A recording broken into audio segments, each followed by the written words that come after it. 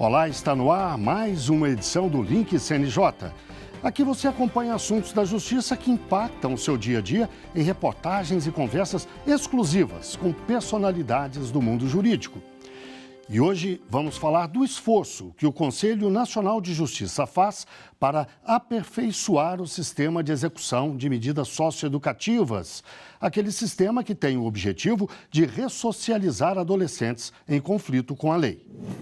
A mais nova iniciativa do CNJ nesta área é a criação do Cadastro Nacional de Inspeção de Unidades e Programas Socioeducativos. O cadastro foi elaborado pelo programa Fazendo Justiça, uma parceria entre o CNJ e o PNUD, Programa das Nações Unidas para o Desenvolvimento. Vai ser preenchido por magistrados e magistradas em todas as inspeções bimestrais nas unidades de meio fechado e semiaberto do país. Os dados coletados vão ser usados para nortear políticas públicas, mas permitem também ações imediatas dos juízes.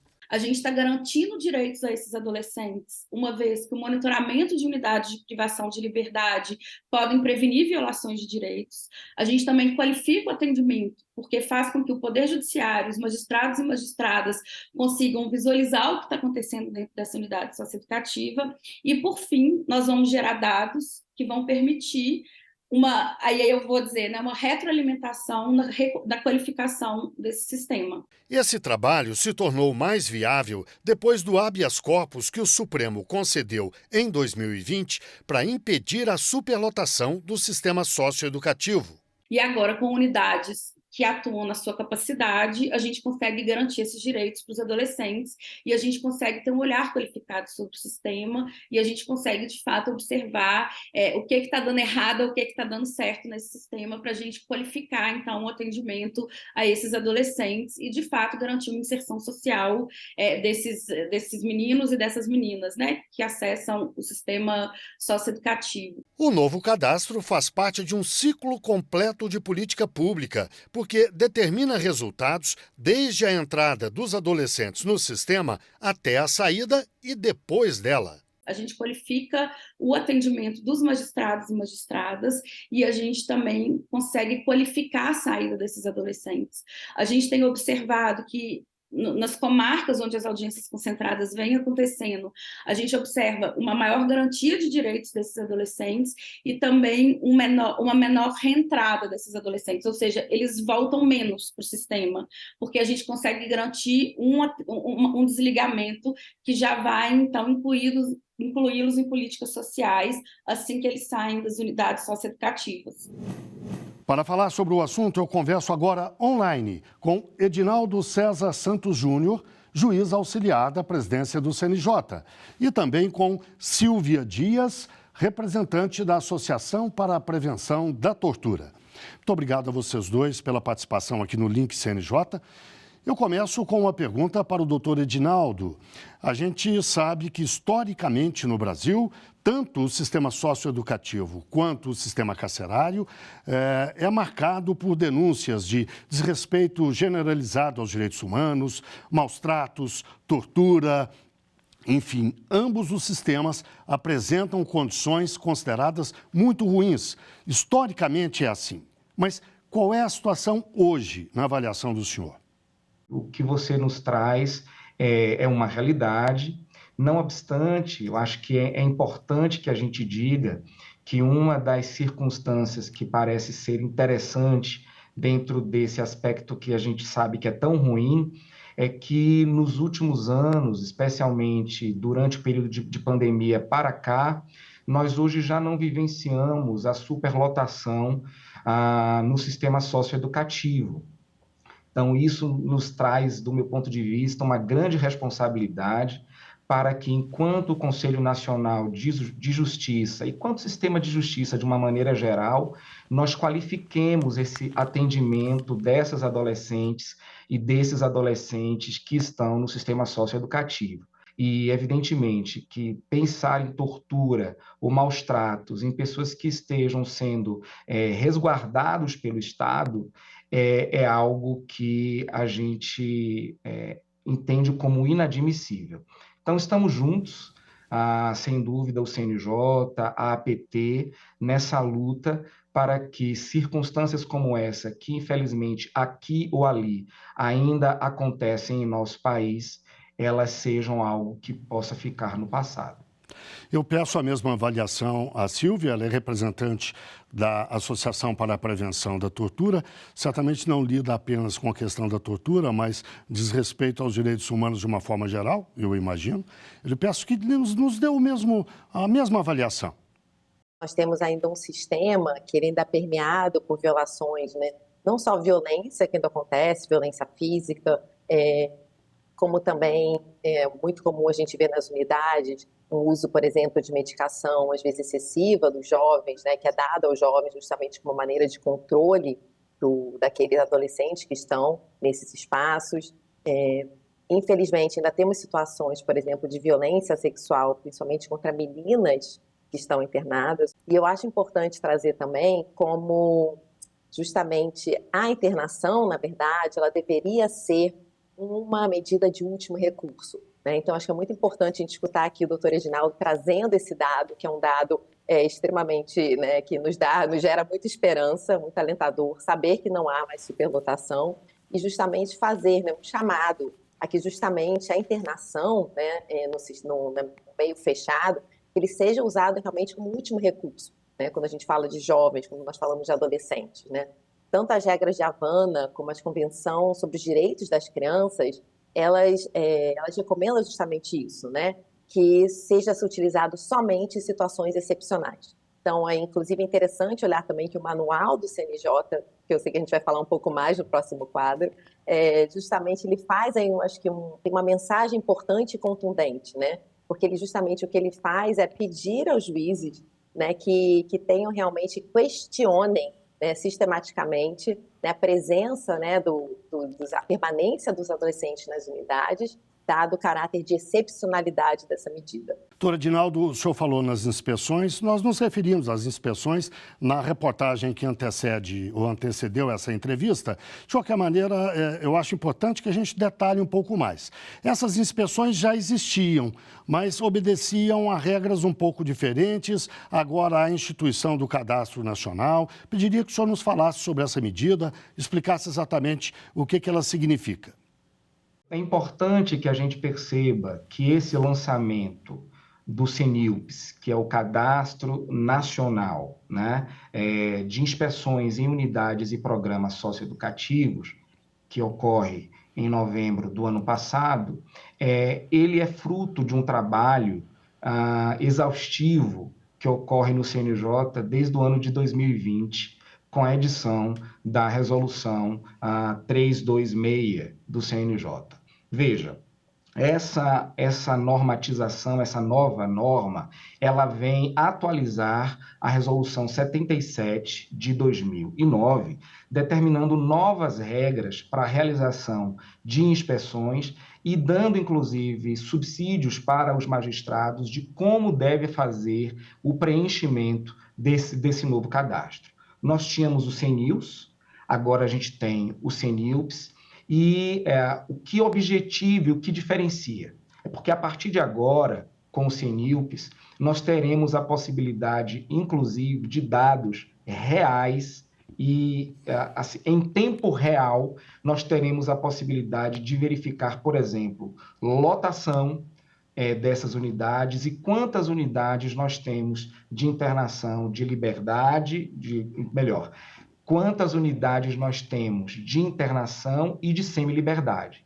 Mas, para além do lançamento do CENILPS, nós temos o lançamento de 2 manuais, esses manuais que visam uma parametrização do procedimento dos juízes e das juízas em relação às inspeções, e também temos algo que está extremamente relacionado àquilo que a Silvia nos disse, que é um objetivo do olhar de prevenção e de combate à tortura, quando nós, juízas e juízes, ingressamos nessas unidades e fazemos essas inspeções. Inclusive porque, quando nós trabalhamos desta maneira, nós estamos em atendimento tanto às normas nacionais, quanto às normas internacionais de direitos humanos, A Silvia faz referência, então, à visita que tivemos, né, de órgãos internacionais no Brasil. Nós temos um relatório da Comissão Interamericana de Direitos Humanos de 2021, e nesse relatório havia ali uma recomendação de que nós tivéssemos uma sistematização de dados, Guilherme. E aí o Poder Judiciário ele sai na frente, buscando através deste cadastro essa sistematização de dados. Então, é o Poder Judiciário como protagonista na promoção de dados, de estatística e, ao fim e ao cabo, de evidências visando aí a dignidade humana dessas adolescentes e desses adolescentes. Silvia, na sua avaliação, o cadastro é um instrumento positivo? Pode ser acompanhado de outras medidas? Que medidas seriam essas? Mas eu peço que você responda depois do intervalo. O Link CNJ, portanto, faz uma breve pausa e volta já já.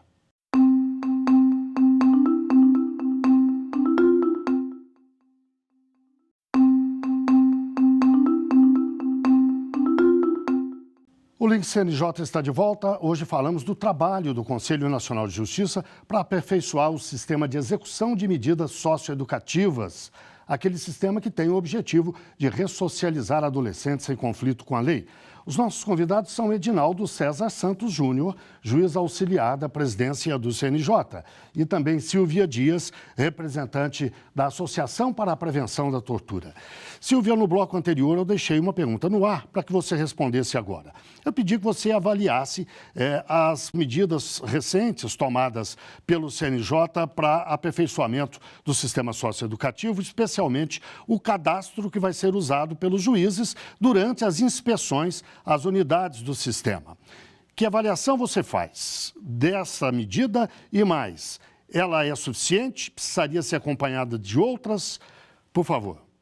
Uma das razões, justamente, né, da importância que o juiz adentre as unidades é para que se possa justamente identificar, in loco, né, constatar de modo imediato problemas, violações de direito que estejam afetando, né, o acesso a direitos fundamentais das pessoas que ali se encontram, e justamente que o juiz, a juíza possa agir para sanar, né, essa violação, essa irregularidade. A ideia da fiscalização, daquela presença daquela pessoa externa entrando nos espaços, né, com regularidade, por si só, ela contribui para o risco, né, para diminuir o risco de abusos contra as pessoas privadas de liberdade, da ocorrência de maus tratos. Porque justamente aquela ideia do controle externo, da supervisão, inibindo abusos e a ilegalidade. Por isso é tão importante também que a fiscalização ocorra com periodicidade, né, com uma certa regularidade,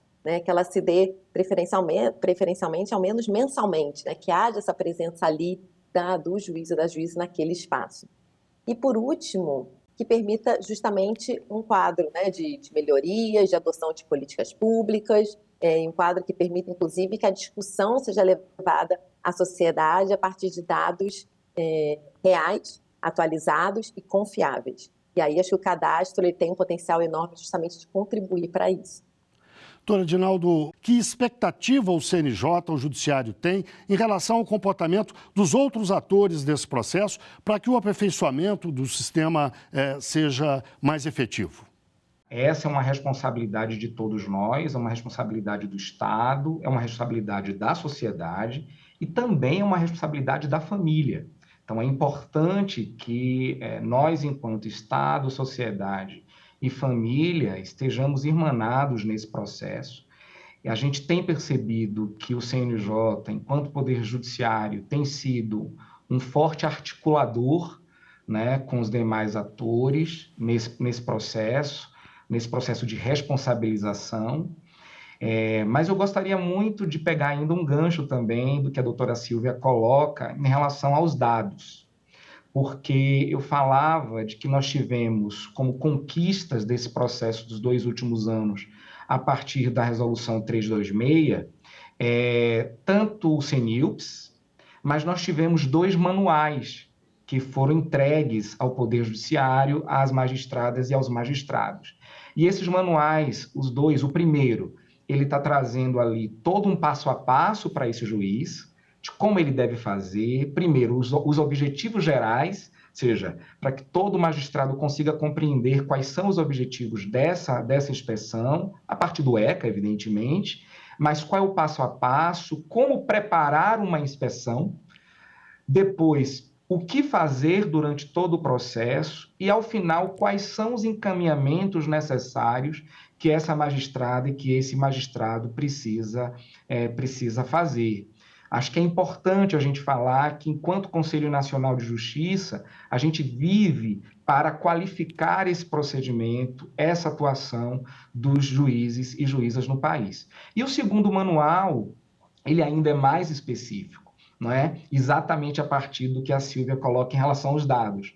Como inserir esses dados, qual é o procedimento, porque se nós estamos falando de políticas públicas, e a gente está falando de políticas públicas que estão relacionadas à dignidade humana de adolescentes e adolescentes, de meninas e meninos, enfim, desses que a partir do cometimento de um ato infracional estão cumprindo medidas socioeducativas, é importante que esses dados estejam à disposição da sociedade. E, por fim, eu daria também falaria de uma novidade que vai na esteira do CNILPS, que é o painel de BI. Nós estamos preparando um painel de BI para que a sociedade, todos aqueles que se interessam por esses dados, tenham acesso a esses dados no site do CNJ. Então, esse painel de BI está sendo preparado e ainda no primeiro semestre de 2023, nós teremos, então, para toda a sociedade, dados e informações relativas a essas inspeções. Acho que o Poder Judiciário, como eu disse outrora, é um protagonista no sentido de dar uma resposta à sociedade em relação ao que ele tem feito e que preocupação o Poder Judiciário tem tido com esses adolescentes e com essas adolescentes que estão sob a nossa custódia. Silvio, o doutor Edinaldo fez referência ao painel que vai divulgar informações sobre as inspeções feitas por magistradas e magistrados. A transparência, com certeza, é um dado, um quesito importante para se avançar nesse processo. Mas também a gente tem que considerar a necessidade da sociedade se envolver mais. Eu queria que você tratasse um pouco disso. Como envolver a sociedade brasileira e convencê-la de que ela é parte desse processo? A questão de dados, né, de disponibilizar dados, de levá-los à sociedade, eu acho que é uma questão fundamental. E falando aqui, né, como representante de uma organização da sociedade civil, né, nós somos sociedade civil atuando. A falta de dados torna muito difícil que a gente consiga, inclusive, começar a dialogar às vezes, ou debater, né, porque sempre vai aquela pergunta, mas cadê os dados para provar? Ou cadê os dados, né, para a gente poder subsidiar o que vocês estão aqui pedindo? E muitas vezes a gente não tem esses dados. Realmente, existe uma lacuna enorme no Brasil. Isso é algo também que vem aí relatado em vários também relatórios dos órgãos de proteção de direitos humanos. Sempre eles são muito insistentes, justamente na necessidade que o Brasil tem de aprimorar a sua coleta, sistematização de dados, né, para que a partir daí se consiga, inclusive, fazer o debate sobre certos assuntos, né? Então, assim, nós, assim, como sociedade civil, nós insistimos muito e trabalhamos juntos também com instituições, né, do Estado, justamente para que esses dados possam ser colocados à disposição da sociedade, para a gente conseguir fazer incidência, conseguir justamente pensar em políticas públicas e mudanças de práticas, né? A gente precisa ter essa informação para que a incidência que é feita, ela realmente chegue a bons resultados e resultados concretos, né? E pensando também, né, que você também trouxe, Guilherme, outra pergunta, a questão de que outras medidas, por exemplo, poderiam ser tomadas e maneiras também, né, de envolver a sociedade civil, eu acho que um mecanismo, um elemento importante, né, que a gente deveria contar em todos os estados do Brasil, mas que a gente ainda não tem, são justamente os mecanismos de prevenção à tortura estaduais, né? Então, nós precisamos desses mecanismos de prevenção à tortura em cada estado do Brasil. Então, aí também faço um chamado ao Estado civil, mas também à magistratura, né, que apoiem nesses esforços de criação de mecanismos de prevenção à tortura. Bem, chegamos ao fim da nossa entrevista. Eu agradeço muito a participação do doutor Edinaldo César Santos Júnior, juiz auxiliar da presidência do CNJ, e também de Silvia Dias, representante da Associação para a Prevenção da Tortura. Obrigado mais uma vez aos dois. E o Link CNJ agora dá notícias da Justiça. Vamos fazer um giro pelos estados e pelos tribunais do país. A ministra Rosa Weber, presidente do CNJ e do STF, afirmou a povos indígenas que ainda neste semestre vai pautar a retomada do processo que discute o fim do marco temporal da demarcação de terras. O julgamento está interrompido por pedido de vista. O encontro da ministra foi com representantes do povo marubo, da aldeia Paraná, no Vale do Javari, no Amazonas. Ela esteve na região com uma comitiva de magistrados do CNJ para aproximar o Poder Judiciário das populações indígenas e ouviu de várias lideranças a preocupação com o aumento da vulnerabilidade das comunidades e das florestas por causa do avanço do garimpo, do sucateamento da FUNAI e da falta de políticas públicas. Com mediação do CNJ, o poder público e o setor privado avançam em direção a um acordo histórico sobre a tragédia de Mariana, em Minas Gerais. O objetivo é repactuar o acordo celebrado em 2015, logo depois da ruptura da barragem do Fundão. A tragédia matou 19 pessoas e provocou um dos maiores desastres ambientais do mundo. Segundo negociadores, o acordo, se celebrado, tem potencial para chegar a 100 bilhões de reais. Novas reuniões no CNJ e no Palácio do Planalto estão previstas para o mês que vem. O desembargador Ricardo Tadeu Marques da Fonseca é o primeiro juiz brasileiro cego a presidir uma sessão de julgamento de órgão colegiado. Ele comandou uma sessão da 4ª turma do Tribunal Regional do Trabalho da 9ª Região, com sede no Paraná. A presidente titular da turma está em licença e coube ao desembargador assumir a função. Ricardo Tadeu Marques da Fonseca foi ainda a primeira pessoa cega a integrar o Ministério Público do Trabalho e depois o primeiro juiz com esta condição.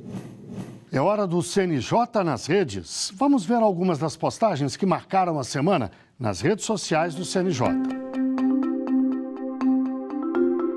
Olá, pessoal!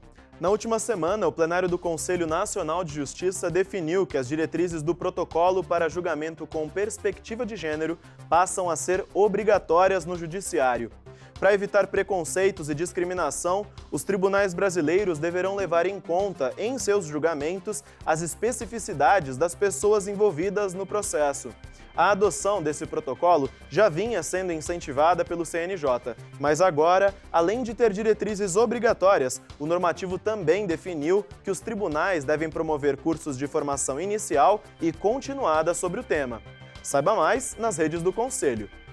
E a gente já falou por aqui sobre importunação sexual, mas infelizmente o tema segue voltando para a pauta, especialmente nas redes sociais. Portanto, é importante lembrar que carícias sem consentimento e beijos forçados configuram expressões do crime de importunação sexual. Esse tipo de abuso pode ocorrer com qualquer pessoa, seja homem ou mulher, mas é muito mais recorrente com as mulheres. E, especialmente, no mês da mulher, precisamos lembrar que o corpo feminino não é público e que não é não. Veja na publicação no Instagram do CNJ com mais informações. Mudando de assunto, você sabia que é possível acertar as contas com a Receita Federal e ainda fazer o bem? Todo contribuinte pode doar até 3% dos incentivos fiscais vinculados ao Imposto de Renda Pessoa Física e 1% ao Imposto de Renda Pessoa Jurídica para o Fundo dos Direitos da Criança e do Adolescente. Essa porcentagem ajuda a proteger e promover o desenvolvimento infanto-juvenil. E para incentivar que as pessoas e empresas exerçam sua responsabilidade social, o CNJ divulga a campanha Se Renda à Infância. Acesse as redes oficiais do Conselho para saber mais. As diferentes infâncias precisam de você. Eu fico por aqui. Até a próxima. Agora vamos ao quadro Uma História. Aquele momento em que um juiz ou uma juíza conta um caso que marcou a carreira dele ou dela. Me chamo Laura Costeira, sou juíza da Infância e Juventude, da comarca de Macapá, estado do Amapá, responsável pela área de execução de medidas socioeducativas. E, em razão da minha função, eu sou a responsável pela inspeção judicial, né, nos centros de custódia por determinação do CNJ. E o que eu pude constatar ao longo dessas inspeções? Quando eu assumi o juizado, há mais de 2 anos, o centro estava passando por uma reforma e praticamente tudo era cerceado aos adolescentes que estavam internados. Eles não podiam ter banho de sol, as atividades quase todas eram feitas dentro do alojamento, todas as movimentações dentro do centro eram feitas com algema, porque a justificativa do pessoal do centro era de que ali era um ambiente que estava propício, em razão da reforma, muita movimentação, né, do pessoal da empresa. Era um local propício para fuga, era um local propício para o resto de obra poderia ser usado como arma. E aquilo me agoniava muito, porque as atividades não estavam sendo cumpridas. E aí eu passei a assumir, digamos assim, até brinco, que eu virei fiscal da obra. Passei a fazer reuniões periódicas com a CENIF, que é a Secretaria de Infraestrutura daqui do nosso estado, com a empresa responsável pela obra, para ficar no pé mesmo de que aquela obra saísse. E conseguimos, né, que dentro do prazo esperado, ela fosse concluída e entregue.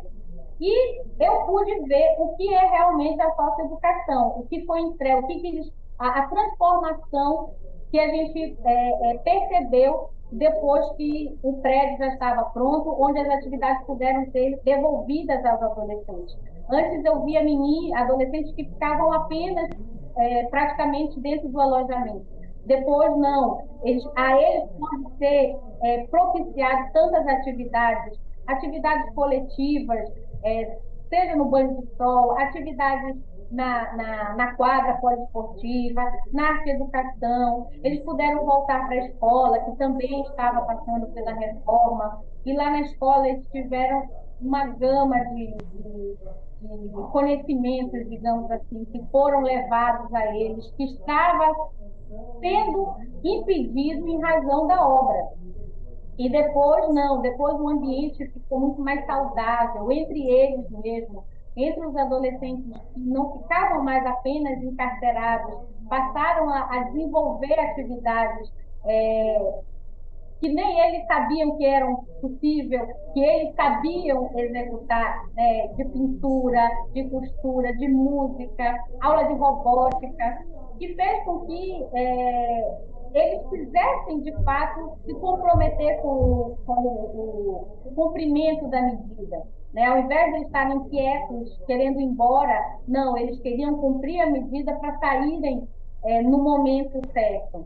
Então, isso, para mim, é uma marca, assim, é algo que me deixa muito feliz, né? Quando eu lembro que eu peguei um centro que não se fazia socioeducação, por questão da reforma, e depois de concluído, todo mundo passou a trabalhar melhor, né? Os agentes socioeducativos, os técnicos, né? A parte administrativa se sentiu muito mais à vontade, muito mais tranquila e mais feliz também, né? Porque não deixa de ser um ambiente de trabalho, não deixa de ser a casa deles, né? A segunda casa deles.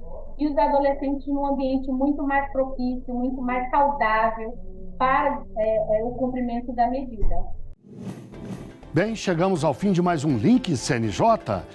Muito obrigado a você que esteve com a gente até agora e até o próximo programa.